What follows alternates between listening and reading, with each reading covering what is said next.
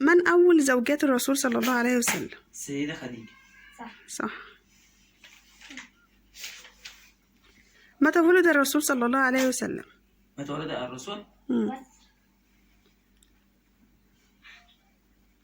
فاهمين فين؟ صح. كم سنة عاش الرسول صلى الله عليه وسلم؟ 63. صح. أين دفن الرسول صلى الله عليه وسلم؟ في مصر. لا، في السعودية. السعودية. في مكة. في مدينة. في المدينة. صح. أفلا. كم عدد أبناء الرسول صلى الله عليه وسلم؟ 7. 7. 4 بنات 7.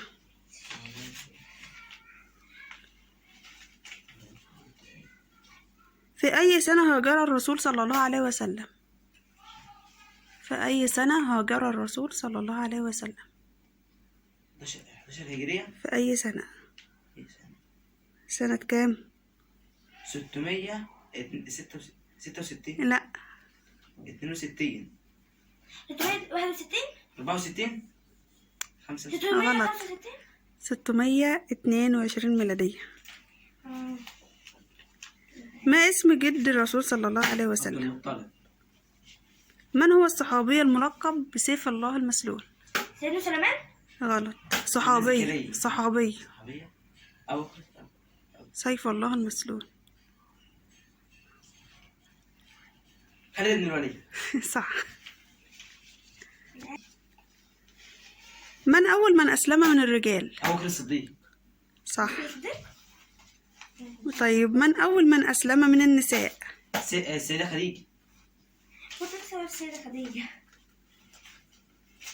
ما هي اسم ناقة الرسول صلى الله عليه وسلم؟ ناقة الرسول. الناقة. اسم الناقة يعني ما هي اسم الناقة للرسول صلى الله عليه وسلم كان يعني بيركبها؟ الجمل.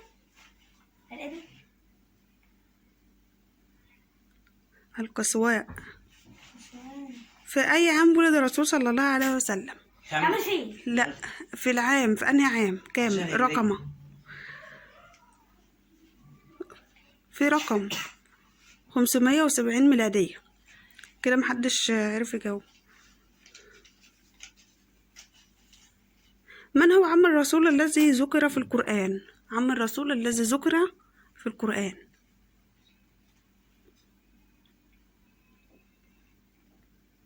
يلا مش عارفين؟ سنة والله عليك. خلاص هسيب السؤال ده. لا. يلا عارفين؟ المكافر. أيوة صح. كيف مش عارفه؟ خلاص هسيب السؤال ده الناس تجاوب عليه في الكومنتات.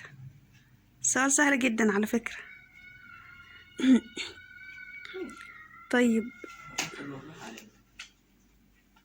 ما هي آخر سورة نزلت على الرسول صلى الله عليه وسلم؟ سورة الفاتحة. لا. البقرة. غلط. آخر سورة الإخلاص. لا.